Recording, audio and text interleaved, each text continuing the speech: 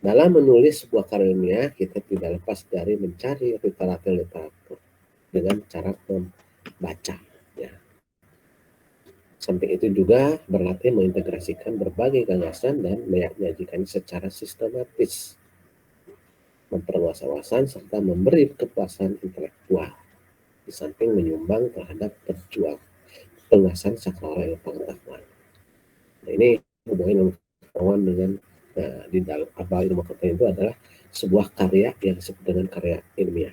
Jadi karya ilmiah itu bukan sekedar penelitian, tapi karya ilmiah itu banyak ya. Nanti bicara tentang itu jenis-jenis karya ilmiah ini. Ya. Jadi ketika tadi saya katakan, ketika kita menulis sebuah karya ilmiah, kita tidak lepas dari membaca, ya, karena membaca itu adalah untuk mencari literatur. Tanpa literatur bukan sebuah karya ilmiah. Tanpa landasan sebuah karya ilmiah. Dalam penelitian memang ada yang disebut dengan grounded research ya. Grounded research itu penelitian betul-betul dari lapangan, ya, langsung ke lapangan tanpa teori. Tapi dari lapangan itu kita akan mengujinya melalui teori-teori yang ada. Nah, itu yang disebut dengan grounded research. Itu biasanya dilakukan di pasca sarjana, khususnya di jenjang S3 ya. Itu studi itu untuk doktoral. Nah itu kalau kita lihat ya. Sedangkan untuk tesis, skripsi, tugas akhir ketiga, saya kira tidak sampai ke sana. Ya. Kemudian karya ilmiah juga di sini dikatakan sebagai karya tulis atau laporan tertulis yang memaparkan hasil penelitian atau pengkajian suatu masalah oleh seseorang atau sebuah tim dengan memenuhi kaidah dan etika keilmuan yang ditandati oleh masyarakat keilmuan. Jadi ada ceritanya di sini, ada masyarakat keilmuan ya, di samping masyarakat umum ya. Karena karya ilmiah itu hanya disajikan di lingkungan akademis ya.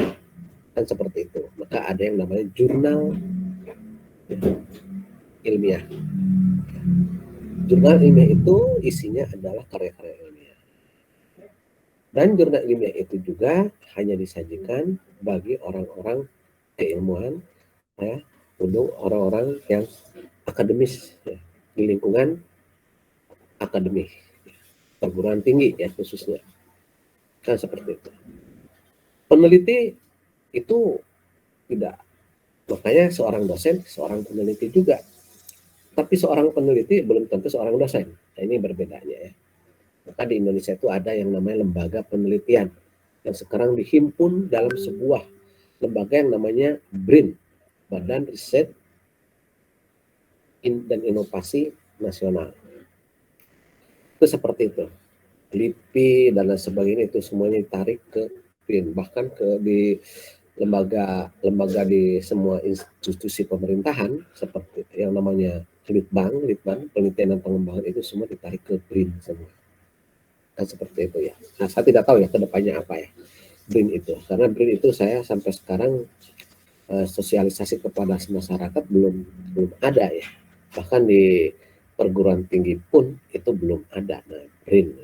Nah, BRIN di dalamnya khususnya LIPI ya, Ristek ya. Padahal dulu ketika Orde Baru itu yang sudah didirikan yang namanya Lembaga Ilmu Pengetahuan. Di dalamnya ada para peneliti-peneliti juga. Ya. Dan di setiap instansi pemerintah ada yang namanya Litbang, penelitian dan pengembangan. Artinya penelitian dan pengembangan di masing-masing institusi. Kalau itu Departemen Pertanian, maka khusus di bidang pertanian dan perkebunan. Seperti itu. Kalau itu Departemen Dalam Negeri, ya di bidang pemerintahan dalam negeri. Kalau itu di bidang Departemen Luar Negeri, maka di bidang di institusi khusus lingkungan pemerintahan luar negeri. Itu seperti itu. Jadi masing-masing itu ada divisi-divisinya. Nah, dulu ada juga yang namanya lembaga Ristek ya, Ristek, Riset dan Teknologi. Nah sekarang kementerian, maka dibentuklah Kementerian Riset dan Teknologi waktu itu, yang dulu itu melakukan cikal bakal Pak Habibie waktu itu, ya, seorang teknokrat yang paling berpengaruh di dunia internasional, ya, satu-satunya anak bangsa yang kemudian dia mendirikan di Indonesia sampai mendirikan kementerian riset dan teknologi khusus untuk mengembangkan riset teknologi di Indonesia, ya. Bagaimana supaya maju Indonesia ini bisa menguasai bidang teknologi, ya. Maka ada di Serpong juga itu risteknya, itu riset dan teknologi.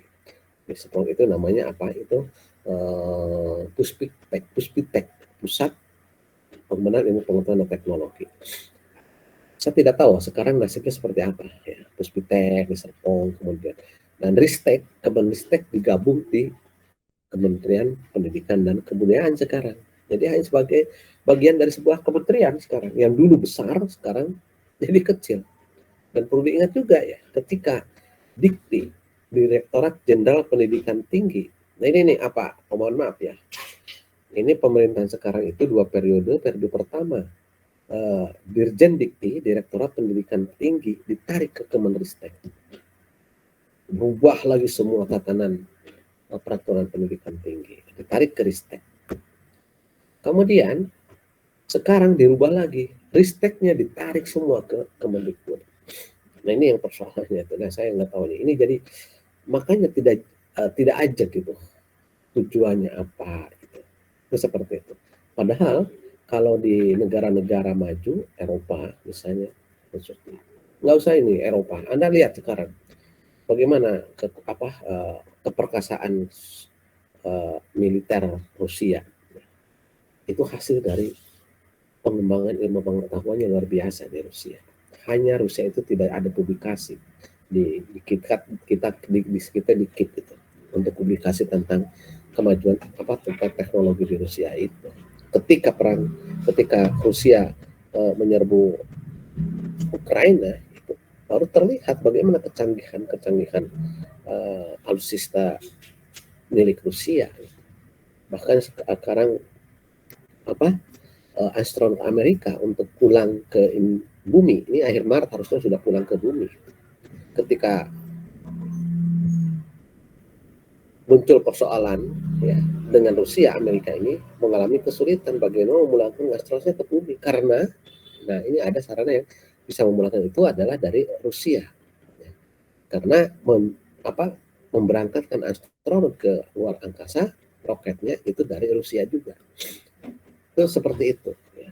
Ya akhirnya Rusia tetap menyediakan bahwa itu harus pulang ke bumi. Rusia tetap tidak keberatan untuk membantu kepulangan astronot tersebut. Nah ini seperti itu. Nah sekarang yang kita dengar itu, ya, sampai sekarang itu musuh Amerika itu yang paling maju teknologinya. Memang Google dari Amerika dan sebagainya, kan seperti itu. Tapi itu perlu dilihat dari dulunya juga memang bersaing di antara Amerika dengan Rusia ini. Itu seperti itu. Maka ada teman saya satu angkatan kuliah dengan saya dan sekarang juga ada di dosen di sebuah perguruan tinggi swasta di Jakarta. Itu dinamakan orang tuanya tuh Amrus, ya. Amrus, ya. Dia sudah jadi pembicara di televisi dia. Amrus gitu. Tinggi Amrus gitu. Amrus gitu. Amrus itu singkatan Amerika dan Rusia. Karena sejak zaman dulu itu memang Amerika dan Rusia semacam pertikaian persaingan kerat gitu.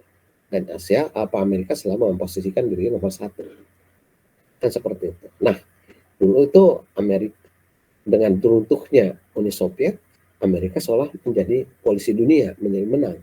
Nah inginnya semua ingin dipegang oleh Amerika, supaya Rusia tidak bisa seperti itu. Masih sampai sekarang masih 9 negara masih dipegang oleh Rusia. Itu seperti itu. Nah ini yang namanya risetnya itu. Riset itu harus ada karyanya, disebut dengan karya ilmiah. Dari karya ilmiah itu sendiri yang harus ada bentuknya, hasilnya apa? Wujudnya, teknologinya itu. Seperti itu. Nah saya teringat waktu tahun 2013 atau 2014 saya ke Malaysia, ke salah satu perguruan tinggi di Malaysia di Johor, ya. Itu luar biasa, ya. Risetnya luar biasa. Dan betul-betul itu masing-masing dosen itu mempunyai fasilitas sendiri. Bahkan ada seorang dosen PNJ dari teknik itu kalau peneliti suka ke sana meminjam fasilitas di sana. Itu seperti itu. Nah, Indonesia sampai sekarang itu ya dosen-dosen adalah sendiri, belum ada di fasilitas. Dosen-dosen membuat sendiri fasilitasnya. Seperti itu. Jadi untuk melahirkan sesuatu itu karena dan itu eh, bahkan ada seorang peneliti seperti laptop untuk alat USG gitu ya.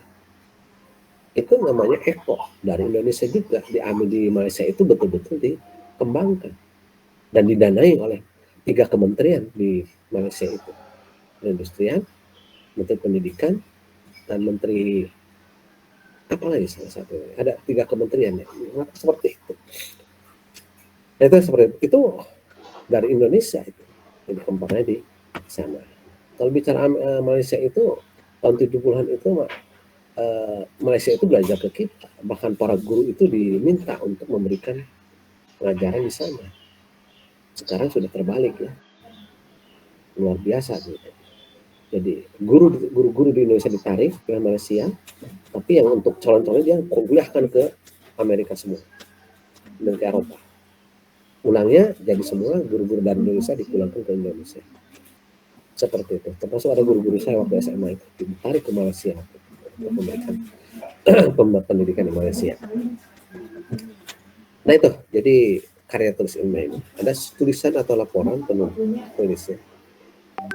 Kemudian di sini itu juga ini merupakan data juga karya ilmiah itu, kesimpulan dan informasi lain yang terkandung dalam karya ilmiah ini tersebut dijadikan acuan bagi para ilmuwan juga, ilmuwan lainnya. Misalnya, saya melakukan penelitian, misalnya saya dilihat di tugas akhir mahasiswa, ini bagus ini, tidak apa-apa saya ambil, itu yang namanya ilmiah.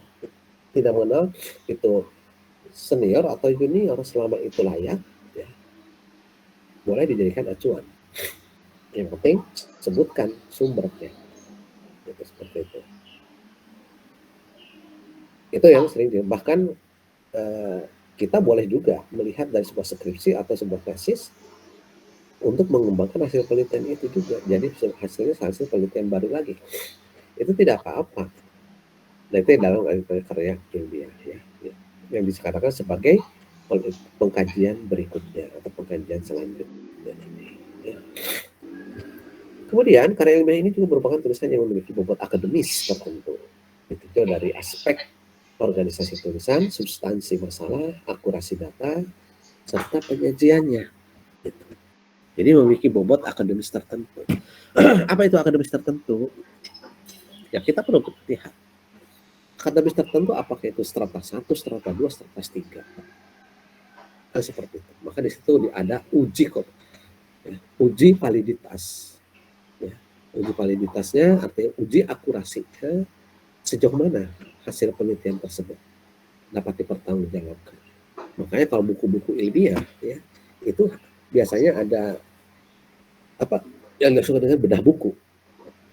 Ya, bedah buku kita mengundang para akademisi atau ahli lain untuk membedah buku karya kita. Berbeda kalau buku-buku non ilmiah, itu tidak ada kajian-kajian yang tidak perlu ada bedah buku seperti itu. Ya. Apa? Jangan malam-malam, jam 9 udah di rumah ya, Neng. Itu seperti itu. Kemudian itu, makanya kita lihat ciri-cirinya. Seperti apa sih karya ilmiah itu? Salah satu adalah soal objektif. Ya. Nah, di sini terdapat pada setiap fakta dan data yang diungkap berdasarkan kenyataan yang sebenarnya. Artinya di sini tidak boleh ada manipulasi atau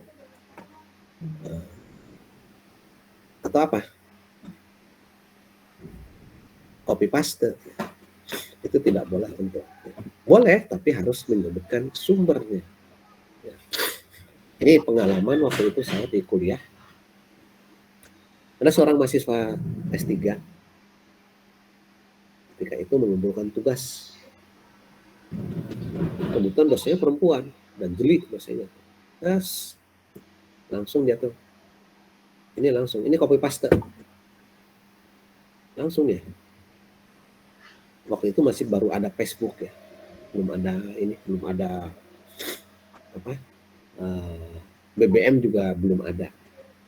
Menjelang BBM masuk masih Nokia seri berapa ya? Itu seperti itu. Nah, langsung akhirnya si kawannya itu langsung saking tidak tahannya karena jadi gunjingan di Facebook, akhirnya dia mundurkan diri dari S3-nya. Saya nggak tahu sekarang di mana. Itu seperti itu. Ya. Baik, tidak boleh ada manipulasi. Juga setiap pernyataan atau simpulan yang disampaikan harus bukti yang bisa dipertanggungjawabkan. Itu siapapun dapat memverifikasi kebenaran dan keabsahannya. Terbuka ya sifatnya. Ya, ini kalau karya ilmiah itu terbuka, tidak boleh diumpet-umpetin ya, seperti itu. Dan itu pernah kejadian ya tahun 80-an barangkali ya. Sebuah penelitian, hasil riset di sebuah kampus, tidak perlu saya sebutkan ya, perguruan tinggi negeri juga, yang menyatakan kesimpulannya bahwa orang suku Minang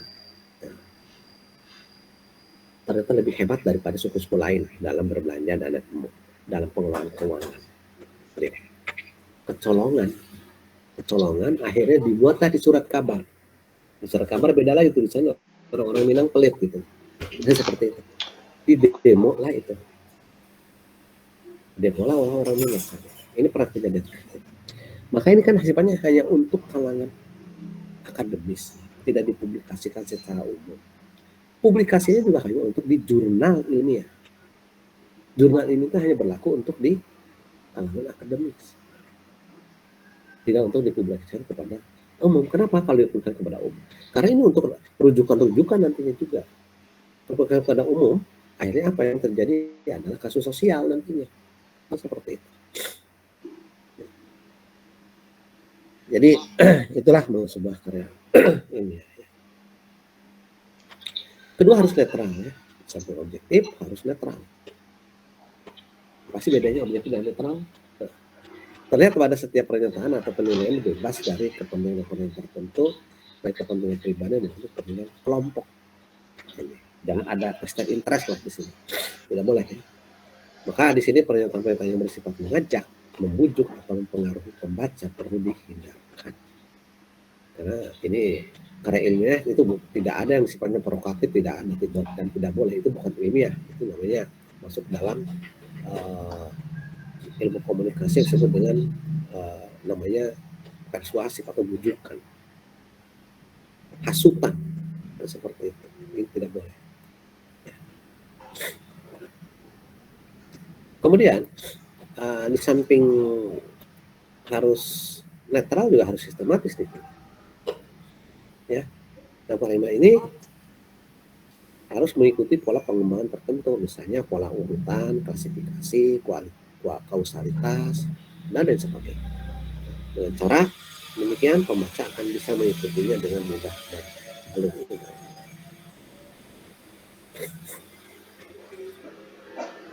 Yang berikutnya adalah logis ya. Ini harus logis ya. Logis artinya wajar, bisa dilihat dari pola nalar yang digunakannya, baik induktif maupun deduktif. Kalau bermaksud menyimpulkan suatu fakta atau data, gunakanlah pola induktif. Sebaliknya kalau bermaksud membuktikan suatu teori atau hipotesis, gunakanlah pola deduktif. Apa induktif? Nah, dari umum ke khusus. Kalau deduktif dari khusus ke umum, deduktif umum ke khusus, sebaliknya.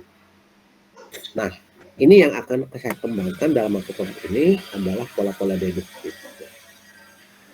Di mana dalam usul tugas akhir, dalam latar belakang atau khususnya kita harus deduktif. Artinya harus spesifik di sini. Mengerucut ya, dari umum ke khusus. Yang berikutnya aja pendidikan fakta, bukan emosi atau perasaan. Nah ini seperti apa adanya. Dalam berita juga kan demikian, fakta saja. Maaf nih, agak berisik nih ya. Di depan rumah ini lagi masang ubin. Setiap pernyataan, uraian, atau kesimpulan dalam karya ilmiah haruslah faktual. Itu menyajikan fakta. Untuk itu ya pernyataan atau ungkapan yang emosional, menggebu-gebu dan sebagainya, ya itu harus dihindari. Menggebu-gebu boleh, yang penting menggebu-gebu semangat penelitian, semangat menulis, bukan semangat emosional. Kan seperti itu. Kalau semangat emosional, ya beda. Yang nurani adalah perasaan kalau emosional itu, bukan logika. Nah, dalam karya ilmiah itu yang dibutuhkan adalah logika berpikir. Ya.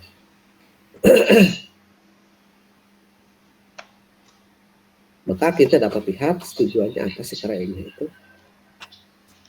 Karya ilmiah ini sebagai wahana ya untuk melatih ide tersurat atau hasil penelitian dalam bentuk karya ilmiah yang sistematis dan metodologis.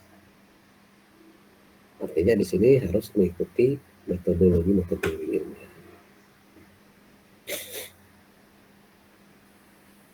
Makalah ilmiah telah ditulis diharapkan menjadi wahana transformasi pengetahuan untuk sekolah dan masyarakat. Etos ilmiah di kalangan mahasiswa sehingga tidak hanya konsumen pengetahuan tetapi juga mampu menjadi produsen, berpikir dan menulis di bidang ilmu pengetahuan. Anda lihat kalau buku-buku literatur dari asing ya, katakanlah Anda belilah buku teori komunikasi Little John misalnya, itu bagaimana itu dia literaturnya, luar biasa. Tidak cukup 2-3 halaman literatur itu. Kemudian tidak reonatis, kata-kata yang digunakan tidak berlebihan alias hemat kata-katanya, tidak berbelit-belit, langsung tepat pada sasaran. Bahasa yang digunakan juga harus ada formal, membuktikan pengetahuan potensi ilmiah yang dimiliki oleh mahasiswa dalam menghadapi dan memecahkan masalah dalam karya ilmiah yang bersangkutan setelah mendapat pengetahuan. Melatih keterampilan dasar untuk melakukan penelitian. Manfaatnya apa karya ilmiah ini? Melatih apa? Melatih mengembangkan keterampilan membaca dan efektif. Ya. Nanti anak ketika nulis karya ilmiah, tugas akhir Anda dipaksa harus membaca. Membaca apa? Cari literatur. Dan sekarang juga ini dalam rangka reading course ya. Ini anak kelasnya sudah reading course ya. Reading course itu artinya kita melatih membaca, melatih mencari literatur. Dan seperti itu. Bahwa satu istilah itu tidak hanya satu pendapat dari berbagai pendapat. Kalau kita bagaimana menentukan. Dan kita bagaimana menyajikan sumber-sumber yang akurat. Itu yang namanya reading course. Nanti anak saya berikan tugas saya di course. Kalau saya juga dulu ada mata kuliah, kalau di dulu saya ada mata kuliah khusus reading course. Jadi satu semester itu masih membaca saja, membaca literatur